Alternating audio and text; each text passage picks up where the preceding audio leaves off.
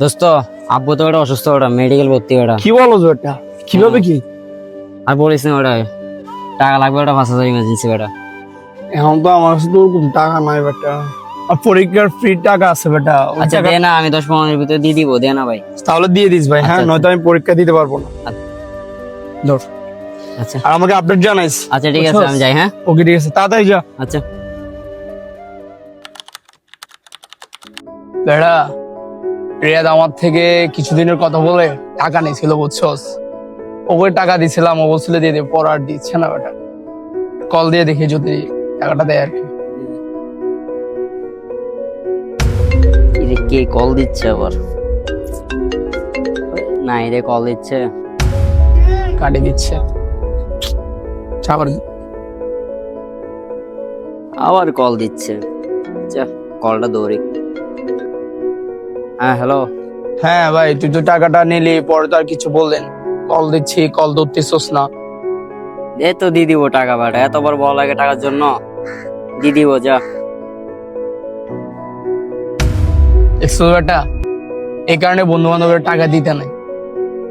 টাকা ভাই টাকা দিয়ে দিব, আমার কথার মধ্যে দিব বলে কলটা কেটে দিছে। কোনো কথা বল তো, আজকে টাকাটা লাগবে বেটা। ও বেটা আজকে না কালকে, আজকে না কালকে বলে ওটা টাকাটা দিচ্ছে না। চল যাই, আজকে ওর কাছ থেকে টাকাটা নিয়ে আসতে হবে। আয়।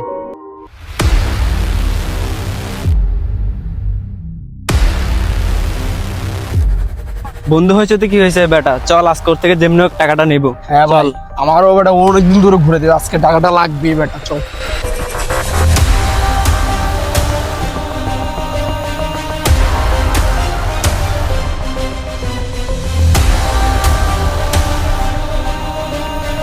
কিরে বেটা, টাকা নেওয়ার সময় তো বেটা অনেক কিছুই বলছস, কত রিকোয়েস্ট করছস, পরে টাকা দিলাম। এখন কল দিলে বেটা কল ধরতেছস না, কি সমস্যা তোর? এই দিয়ে দিব, দিয়ে দিব যা।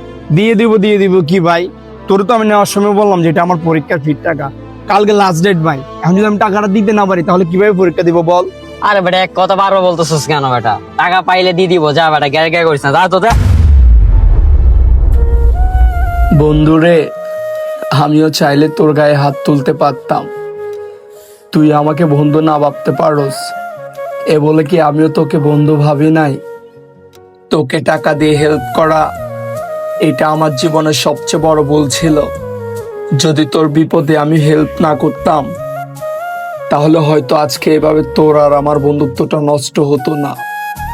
ভালো থাকিস বন্ধু, আবারও দেখা হবে কোনো একদিন বেঁচে থাকলে।